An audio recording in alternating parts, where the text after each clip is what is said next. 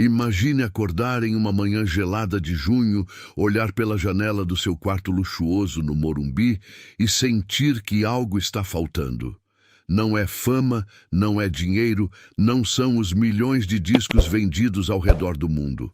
Roberto Carlos, aos 84 anos, o rei da música brasileira, acordou naquela terça-feira de 2025 com uma inquietação diferente no peito. Havia algo nas ruas de São Paulo que o chamava, uma voz silenciosa que dizia para ele sair, deixar o conforto de lado e simplesmente rodar pela cidade que o viu crescer quando ainda era pobre, quando ainda não sabia que um dia seria uma lenda viva. Enquanto isso, a apenas alguns quilômetros dali, na Praça da Sé, centro histórico da capital paulista, uma jovem de 21 anos chamada Luana Ferreira tentava se aquecer em um banco de praça.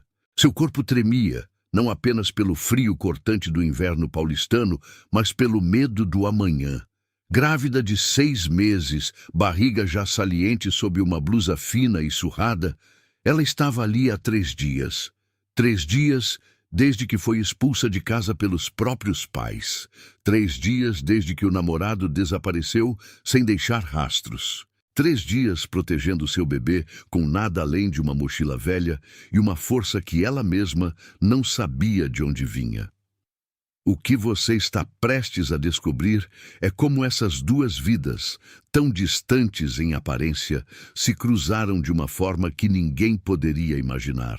Como um dos maiores ícones da música brasileira e uma jovem invisível aos olhos da sociedade, protagonizaram uma história que transformaria não apenas suas próprias vidas, mas a realidade de milhares de pessoas pelo Brasil inteiro. E eu garanto, quando você chegar ao final desta narrativa, vai entender por que esse encontro não foi coincidência, mas sim o início de um legado que continua vivo até hoje. Naquela manhã de junho de 2025, Roberto Carlos acordou às 5 da manhã, como sempre fez durante décadas. A rotina era sagrada. Vocalizes, exercícios de respiração, um café simples, depois o estúdio caseiro onde compunha suas músicas. Mas algo estava diferente. A inspiração não vinha. As notas pareciam vazias. Ele olhou pela janela e viu a cidade ainda adormecida, coberta por uma névoa fria típica do inverno paulistano. E então tomou uma decisão incomum. Saiu de casa sem destino certo. Pediu ao motorista que o levasse para o centro, para as ruas que conheceu quando ainda não era o rei, quando ainda era apenas um garoto sonhador. Por volta das 8 da manhã, enquanto o carro deslizava pelas avenidas que começavam a despertar, Roberto avistou a Praça da Sé. Pediu para parar. Queria caminhar, sentir o chão, observar as pessoas. E foi ali, entre pombos, vendedores ambulantes e o vai e vem apressado de trabalhadores, que seus olhos encontraram Luana. Ela estava sentada em um banco, abraçando a própria barriga, olhando para o nada com uma expressão que misturava medo e determinação. Roberto Carlos, que já havia visto tanta coisa na vida, que já havia conhecido reis, presidentes e multidões, sentiu algo diferente naquele momento. Uma conexão inexplicável. O que aconteceu nos minutos seguintes mudou tudo. A conversa entre eles, as lágrimas, a decisão instantânea de Roberto de não deixar aquela jovem passar nem mais um segundo naquela situação. Mas antes de eu te contar todos os detalhes desse encontro transformador, você precisa entender quem realmente era Luana, o que a levou até aquele banco na Praça da Sé e como a vida de Roberto Carlos, mesmo cercado de luxo e sucesso, o preparou para esse momento exato. Porque essa história não é só sobre caridade, não é só sobre um astro ajudando uma desconhecida, é sobre reconhecer humanidade onde ninguém mais enxerga, é sobre coragem quando tudo parece perdido e é sobre como um gesto pode criar ondas que alcançam milhares de vidas. Fique comigo até o final, porque o que vem a seguir vai te emocionar de formas que você não espera. Roberto Carlos sempre teve um ritual sagrado pela manhã, uma rotina que mantinha há décadas e que ninguém conseguia quebrar. Acordava invariavelmente às 5 da manhã, mesmo aos 84 anos, mesmo depois de uma vida inteira viajando pelo mundo, gravando discos, fazendo shows que lotavam estádios. O corpo dele já conhecia aquele horário de cor, como se um relógio interno tocasse um alarme silencioso que só ele ouvia. A primeira coisa que fazia era caminhar até a janela do quarto, no seu apartamento luxuoso no Morumbi, e observar São Paulo ainda adormecida. Era um momento de silêncio, de conexão consigo mesmo, antes que o dia começasse com todas as suas demandas. Depois vinha a parte que ele mais amava, os vocalizes. Mesmo depois de tantos anos, mesmo sendo uma lenda reconhecida mundialmente, Roberto nunca deixou de treinar a voz. Subia e descia escalas, aquecia as cordas vocais, respirava fundo, sentindo o ar encher os pulmões completamente. Aquilo não era apenas técnica, era respeito pelo ofício, gratidão pelo dom que recebeu. Muita gente não sabia, mas por trás daquela voz, que embalou gerações inteiras, havia disciplina férrea, dedicação diária.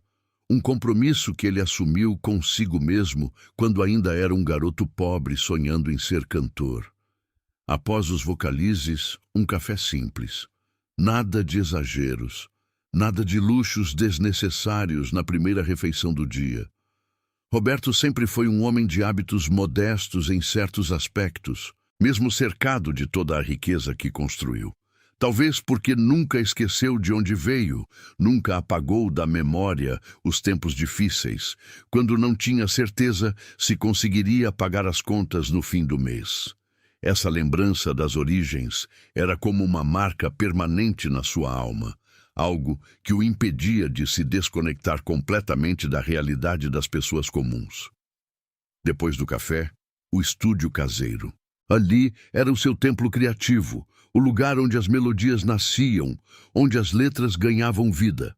Roberto se sentava ao piano, dedilhava acordes, cantarolava versos soltos, esperando que a inspiração chegasse como sempre chegava. Mas naquela manhã de junho de 2025, algo estava diferente. As notas pareciam vazias, sem alma. As palavras não vinham. Ele tentou uma vez, duas, três, nada. Uma inquietação estranha tomou conta do seu peito, um desconforto que não conseguia nomear. Levantou-se do piano e voltou para a janela. Lá fora, São Paulo começava a acordar sob um céu cinzento típico do inverno. A névoa cobria os prédios, as ruas começavam a se encher de carros, a cidade retomava seu ritmo frenético, e foi naquele momento que Roberto sentiu algo que não sentia há muito tempo. Vontade de sair sem destino, de andar pelas ruas, de se reconectar com a cidade que o viu crescer. Não queria ir a um compromisso agendado, não queria visitar amigos, não queria estar em nenhum lugar programado. Queria simplesmente estar nas ruas, observar as pessoas, sentir o pulso da cidade. Vestiu-se de forma simples, boné e óculos escuros para não chamar muita atenção, e pediu ao motorista que o levasse ao centro. Não deu endereço específico, apenas disse: "Me leve para onde o povo está." O motorista, acostumado com décadas de trabalho ao lado do rei, apenas acenou com a cabeça e partiu. Durante o trajeto, Roberto ficou em silêncio, olhando pela janela, observando as pessoas nas calçadas, os trabalhadores apressados, os vendedores ambulantes montando suas barracas, a vida acontecendo em sua forma mais crua e verdadeira. Havia algo naquele dia que ele não conseguia explicar. Uma sensação de que precisava estar ali, de que algo importante estava prestes a acontecer. Não era superstição, não era misticismo, era apenas uma certeza inexplicável, daquelas que a gente sente no fundo da alma e não questiona. Roberto Carlos, o homem que conquistou tudo que podia conquistar na música, que recebeu todas as honrarias possíveis, que foi admirado por gerações, estava prestes a viver o momento mais importante de toda a sua trajetória. Ele ainda não sabia, mas sua vida e a vida de uma jovem chamada Luana estavam a minutos de se cruzarem para sempre. O carro parou próximo à Praça da Sé por volta das 8 da manhã. Roberto Carlos pediu ao motorista que estacionasse ali mesmo, que esperasse, que ele queria caminhar um pouco. Desceu do veículo e imediatamente sentiu o ar gelado do inverno paulistano tocar seu rosto. Ajeitou o boné, subiu um pouco os óculos escuros e começou a andar pela praça que fervilhava de movimento. Trabalhadores apressados cortavam caminho rumo ao metrô. Vendedores ambulantes gritavam oferecendo café quente e pão. Pombos disputavam migalhas no chão de pedra portuguesa. Era a São Paulo real, crua, sem filtros, sem glamour. Roberto observava tudo com atenção, cada detalhe, cada rosto, como se estivesse redescobrindo aquela cidade que conhecia tão bem. Havia algo de nostálgico naquilo, uma conexão profunda com o passado, com o tempo em que ele próprio lutava para sobreviver, quando ainda não era o rei, apenas mais um sonhador tentando encontrar seu lugar no mundo. Caminhou devagar, sem pressa, absorvendo aquele cenário urbano que contrastava tanto com a vida confortável que levava no Morumbi. Foi quando seus olhos pousaram sobre ela. Uma jovem sentada sozinha em um banco de madeira desgastado pelo tempo. Estava encolhida, abraçando uma mochila velha contra o corpo. Mas o que chamou a atenção de Roberto foi a barriga saliente, claramente grávida, protegida por uma blusa fina demais para aquele frio cortante. O rosto dela era jovem, muito jovem, não devia ter mais de 20 e poucos anos. Mas o que realmente tocou Roberto foi a expressão no olhar dela. Não era desespero vazio, não era resignação completa. Havia dignidade ali, uma força silenciosa, como se ela estivesse lutando internamente para não desabar. Roberto parou de andar. Ficou ali, a alguns metros de distância, apenas observando. Algo dentro dele se mexeu, uma coisa difícil de explicar, uma empatia profunda que ultrapassava qualquer barreira social ou econômica. Ele conhecia aquele olhar, já tinha visto aquela expressão antes em si mesmo décadas atrás, quando não tinha nada e precisava acreditar que algo melhor viria. Sem pensar muito, começou a caminhar na direção dela. Luana percebeu a aproximação e levantou os olhos. Por um breve momento, os olhares se encontraram. Ela franziu a testa, como se estivesse tentando entender por que aquele senhor de boné e óculos escuros vinha em sua direção. Roberto parou a uma distância respeitosa e tirou os óculos. Foi quando ela reconheceu.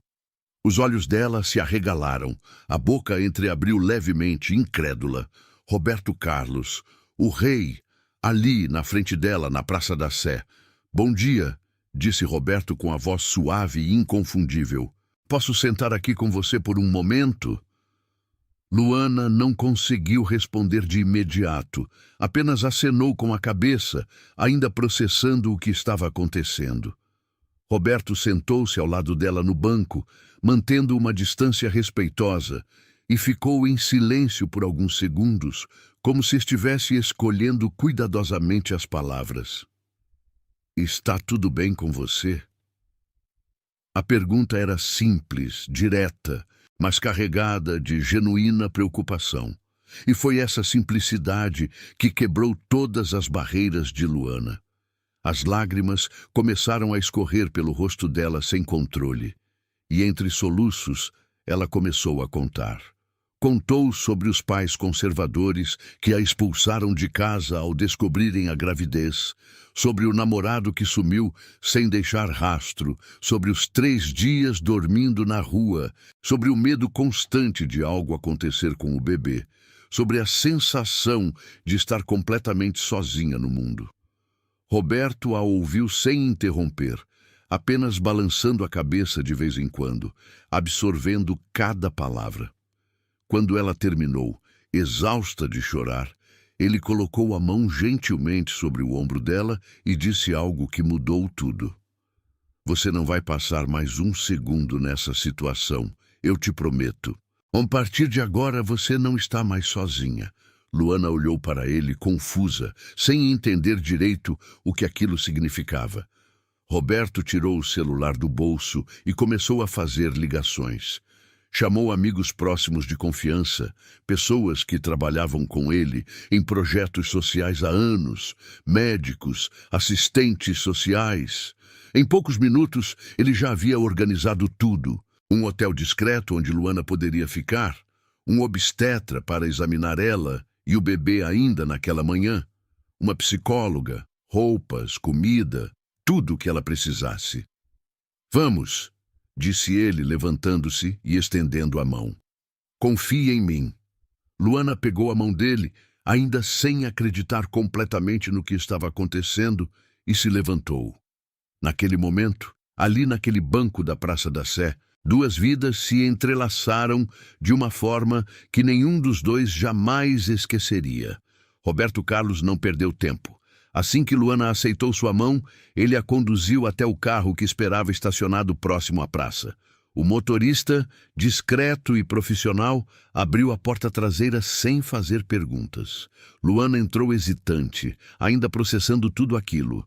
Ainda sem entender completamente como sua realidade havia mudado em questão de minutos. Dentro do carro aquecido, ela finalmente sentiu o corpo relaxar um pouco, o calor envolvendo seus membros entorpecidos pelo frio das últimas noites ao relento. Durante o trajeto até um hotel discreto na região central, Roberto continuou fazendo ligações. A primeira foi para um amigo médico obstetra de sua total confiança, alguém que trabalhava com ele em ações beneficentes há mais de uma década. Preciso que você atenda uma jovem grávida hoje mesmo. É urgente. Ela está há dias na rua e preciso ter certeza de que ela e o bebê estão bem. O médico não hesitou nenhum segundo. Agendou para aquela mesma tarde. A segunda ligação foi para uma psicóloga especializada em traumas e situações de vulnerabilidade social. Outra profissional que Roberto conhecia de projetos anteriores. A terceira foi para uma assistente social experiente que poderia orientar Luana sobre direitos, documentação e caminhos possíveis dali para frente. Luana observava tudo em silêncio, ainda com lágrimas secando no rosto. Parecia um sonho, ou talvez um delírio causado pelos dias de privação e medo. Mas era real. O rei da música brasileira estava ali, ao lado dela, mobilizando uma rede inteira de pessoas para ajudá-la. Quando chegaram ao hotel, Roberto pediu ao motorista que esperasse e acompanhou Luana pessoalmente até a recepção. Conversou reservadamente com o gerente, garantiu um quarto confortável por tempo indeterminado. Deixou seus contatos e instruções claras. Qualquer coisa que ela precisasse deveria ser providenciada imediatamente. No quarto, simples mas limpo e acolhedor, Roberto virou-se para Luana e disse com firmeza: tome um banho quente, descanse, peça comida do serviço de quarto, o que você quiser. Daqui a algumas horas o médico vai chegar para te examinar. Amanhã você encontra a psicóloga e a assistente social. Vamos cuidar de você e do seu bebê, passo a passo. Luana tentou agradecer, mas as palavras se perderam em mais lágrimas. Roberto apenas sorriu, daquele jeito paternal e acolhedor, e saiu do quarto para que ela tivesse privacidade. Nas horas seguintes, tudo aconteceu exatamente como Roberto havia planejado. O obstetra chegou ao hotel no meio da tarde, examinou Luana cuidadosamente e trouxe boas notícias. Apesar das condições adversas dos últimos dias, o bebê estava saudável e se desenvolvendo bem. Luana chorou de alívio. No dia seguinte, a psicóloga passou 2 horas conversando com ela, criando um espaço seguro para que ela pudesse processar todo o trauma vivido e começar a reconstruir sua saúde mental. A assistente social trouxe informações práticas sobre benefícios sociais, documentos necessários, possibilidades de moradia e trabalho. Mas algo inesperado aconteceu. A história vazou para a imprensa. Alguém na praça havia fotografado Roberto conversando com Luana naquele banco, e em menos de 48 horas a notícia estava em todos os portais. Roberto Carlos resgata jovem grávida em situação de rua na Praça da Sé. A reação foi mista. Milhares de pessoas elogiaram o gesto, chamaram Roberto de exemplo de humanidade, compartilharam a história com orgulho, mas também surgiram críticas. Alguns acusaram de marketing pessoal. Outros questionaram se ele faria o mesmo se as câmeras não estivessem por perto. Houve até quem insinuasse segundas intenções. Roberto Carlos, que já havia enfrentado décadas de exposição pública, não se abalou. Deu uma única entrevista, curta e direta, onde disse: "Eu não ajudei a Luana pensando em repercussão. Ajudei porque era o certo a fazer, porque ela precisava e porque eu podia. Se isso incomoda alguém, o problema não é meu. E se minha atitude inspirar outras pessoas a fazerem o mesmo, então que venham as críticas, eu aceito todas elas." A firmeza na resposta calou muitos críticos e inspirou ainda mais admiradores. Foi naquele momento, vendo a repercussão e percebendo quantas outras Luanas existiam pelas ruas do Brasil, que Roberto teve uma revelação. Aquilo não podia ser um caso isolado. Aquele encontro na Praça da Sé precisava se transformar em algo maior, em um legado permanente. E foi assim que nasceu a ideia do projeto que mudaria milhares de vidas. Os primeiros dias de Luana no hotel foram uma mistura de alívio e confusão. Pela primeira vez em muito tempo, ela podia dormir em uma cama de verdade, tomar banhos quentes sempre que quisesse, comer refeições completas sem precisar mendigar ou vasculhar lixeiras. Mas, ao mesmo tempo, acordava assustada no meio da noite, achando que ainda estava no banco gelado da praça, levando alguns segundos para perceber que estava segura, protegida, longe das ruas. O trauma dos últimos meses não desapareceria da noite para o dia, e ela sabia disso. A psicóloga se tornou uma presença constante e fundamental na vida dela. 2 vezes por semana, elas se encontravam, às vezes no próprio hotel, às vezes no consultório, sempre em sessões longas e profundas, onde Luana podia desabafar sem medo de julgamento. Falava sobre a rejeição dos pais, sobre a sensação de abandono quando o namorado sumiu, sobre o medo paralisante de não conseguir cuidar do bebê sozinha, sobre a vergonha que sentia, mesmo sabendo que não tinha feito nada de errado. A psicóloga a ouvia com paciência infinita e, aos poucos, ajudava Luana a reconstruir sua autoestima, a entender que ela era vítima de circunstâncias, não culpada por escolhas ruins. Roberto Carlos mantinha contato regular, ligava pelo menos 2 vezes por semana para saber como ela estava, se precisava de algo, como iam as consultas médicas. Nunca foi invasivo, nunca tentou controlar sua vida, apenas se fazia presente de forma respeitosa e genuína. Essa constância, esse cuidado sem cobranças, foi ensinando Luana algo que ela havia esquecido. Que existiam pessoas boas no mundo, que ela merecia ajuda, que não estava sozinha. Com o apoio da assistente social, Luana começou a reorganizar sua vida. Tirou documentos que estavam vencidos, inscreveu-se em programas sociais, começou a pesquisar cursos profissionalizantes que pudesse fazer mesmo grávida. Aos poucos, a jovem que estava destruída naquele banco da Praça da Sé começou a renascer. Ela voltou a sorrir, voltou a fazer planos, voltou a acreditar que um futuro diferente era possível. O passo mais difícil, porém, ainda estava por vir: a reconciliação com os pais. A assistente social sugeriu que talvez fosse importante tentar um contato, nem que fosse apenas para Luana ter algum tipo de fechamento emocional. Ela resistiu por semanas, com medo de ser rejeitada novamente, com medo de reviver a dor daquela expulsão. Mas a psicóloga trabalhou isso com ela. Ajudou-a a entender que reconciliação não significava esquecer a dor, mas sim libertar-se do peso do ressentimento. Foi a mãe quem atendeu quando Luana finalmente juntou coragem para ligar. O silêncio do outro lado da linha durou eternos segundos. Depois, um choro profundo, cheio de culpa e saudade. Mãe e filha choraram juntas por telefone. Pediram perdão uma à outra, reconheceram os erros, abriram as feridas para que pudessem finalmente começar a cicatrizar.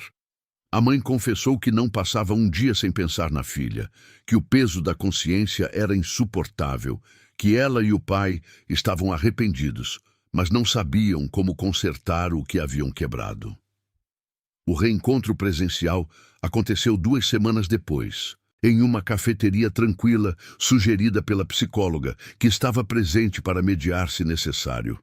A mãe de Luana chegou visivelmente nervosa, os olhos vermelhos antes mesmo de ver a filha. Quando se abraçaram, foi como se uma represa se rompesse.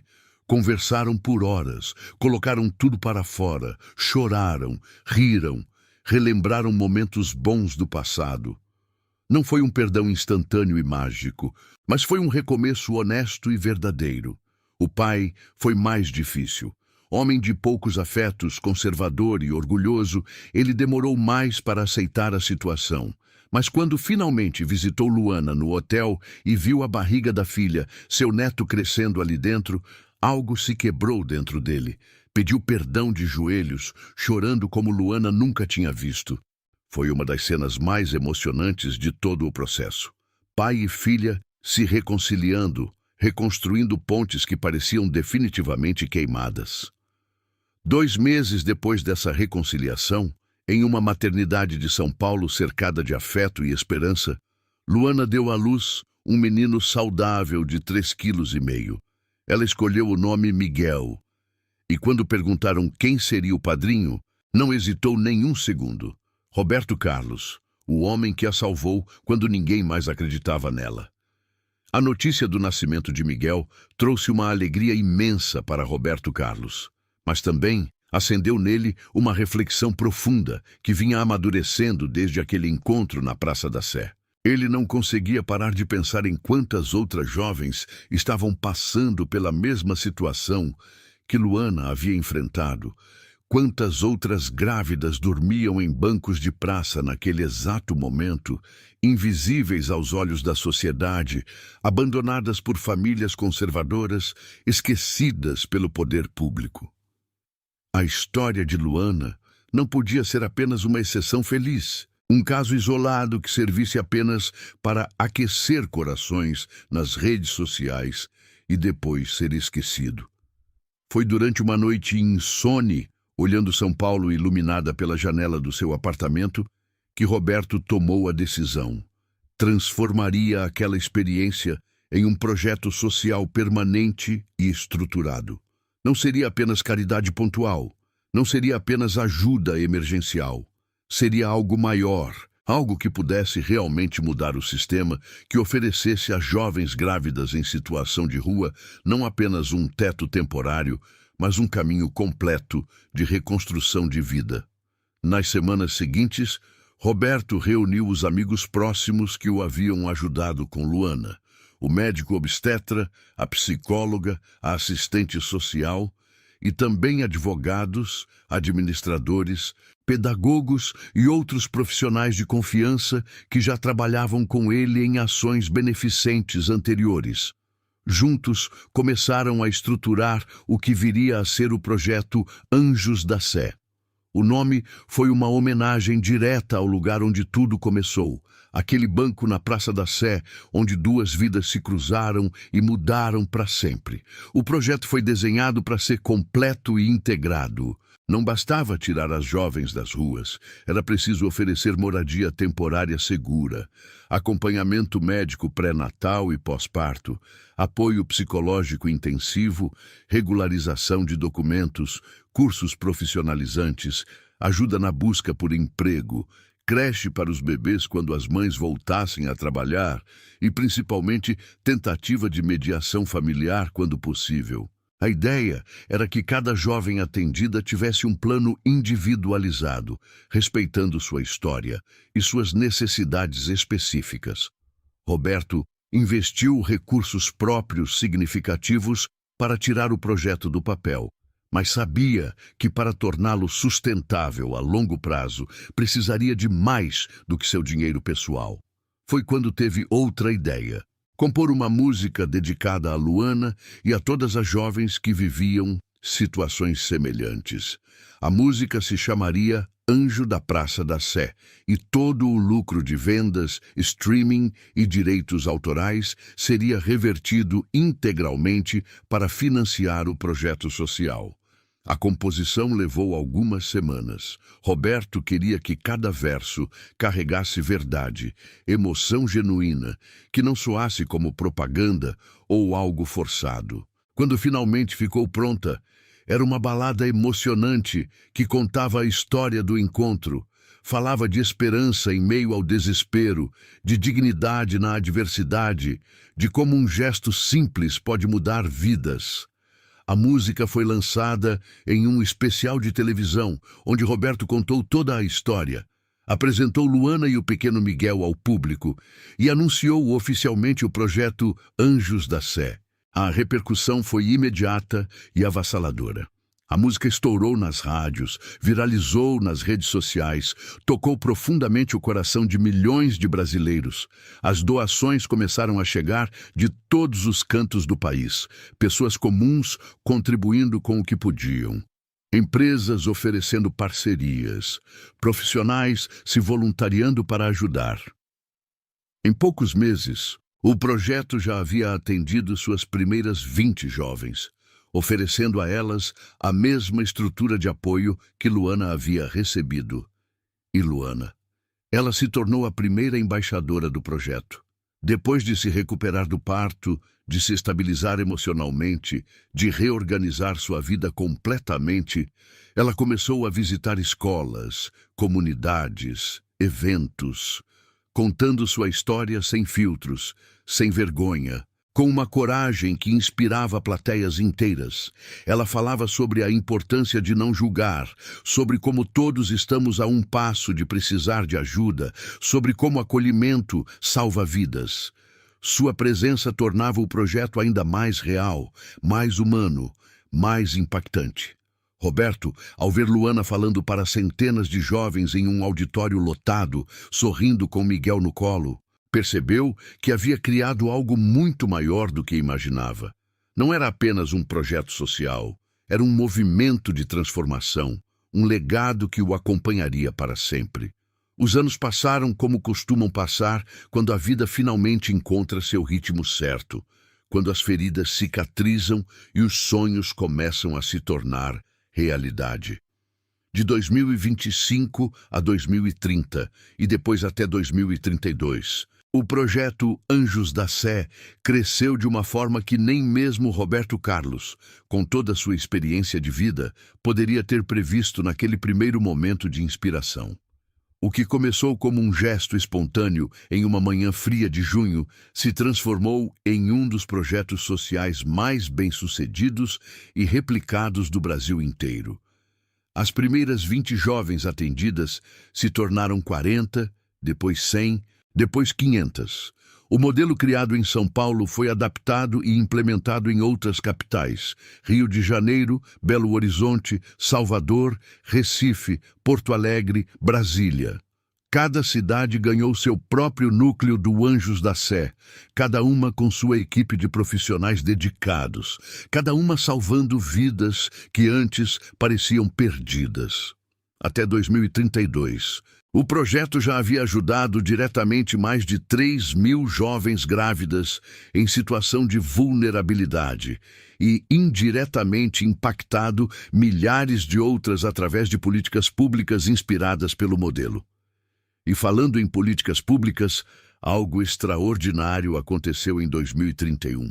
Um grupo de deputados e senadores, inspirados pelo sucesso do Anjos da Sé, apresentou e aprovou uma lei nacional que obrigava estados e municípios a oferecerem estrutura de acolhimento para gestantes em situação de rua. A lei ficou conhecida informalmente como Lei Luana, e sua aprovação foi comemorada em todo o país como uma vitória da sociedade civil sobre a indiferença institucional. O projeto, que nasceu de um encontro casual, havia se tornado referência legislativa, modelo de política pública estudado em universidades e replicado até em outros países da América Latina. Luana, aquela jovem de 21 anos que tremia de frio em um banco da Praça da Sé, não era mais a mesma pessoa. Aos 28 anos, em 2032, ela havia se formado em serviço social, trabalhava como coordenadora regional do Anjos da Sé, era palestrante reconhecida nacionalmente, havia escrito um livro contando sua história, que se tornou best-seller. E mais importante que tudo isso, era uma mãe presente e amorosa para Miguel, que crescia saudável, inteligente e cercado de afeto. Ela também havia se casado com um professor que conheceu durante um curso profissionalizante, um homem gentil que a apoiava em todos os seus projetos e que amava Miguel como filho próprio. Roberto Carlos, que completou 90 anos em 2031 e chegou aos 92 em 2033, continuava ativo, apesar da idade avançada. Ele não fazia mais shows com a mesma frequência, mas nunca deixou de acompanhar de perto o projeto que considerava uma das realizações mais importantes de toda a sua vida. Em entrevistas, quando perguntavam sobre seus maiores sucessos, ele não falava apenas dos discos de ouro, dos prêmios internacionais ou dos recordes de público. Falava de Luana, falava do Anjos da Sé, falava de como aquele encontro casual o ensinou mais sobre coragem e dignidade do que décadas de carreira haviam ensinado. E a Praça da Sé, bem, aquele banco onde tudo começou ganhou uma placa discreta, instalada em uma cerimônia pequena e emocionante em 2030. A placa não tinha frases grandiosas, nem tentava romantizar o sofrimento. Dizia apenas: aqui nasceu uma história de esperança. Virou ponto turístico visitado por pessoas do Brasil inteiro. Mas mais do que isso, virou símbolo de que não devemos passar indiferentes pelo sofrimento alheio, de que um gesto pode sim mudar tudo. A história de Roberto e Luana nos ensina algo fundamental. Não existem encontros casuais quando mantemos os olhos abertos para o sofrimento ao nosso redor. Ensina que fama e dinheiro só têm valor real quando usados para transformar vidas. Ensina que nunca é tarde para recomeçar, que sempre existe esperança mesmo quando tudo parece perdido, e que às vezes o maior legado que podemos deixar não está nos palcos ou nos holofotes, mas nos gestos simples de humanidade que ecoam por gerações. E você que chegou até aqui, que acompanhou cada detalhe dessa jornada incrível, não vai embora ainda.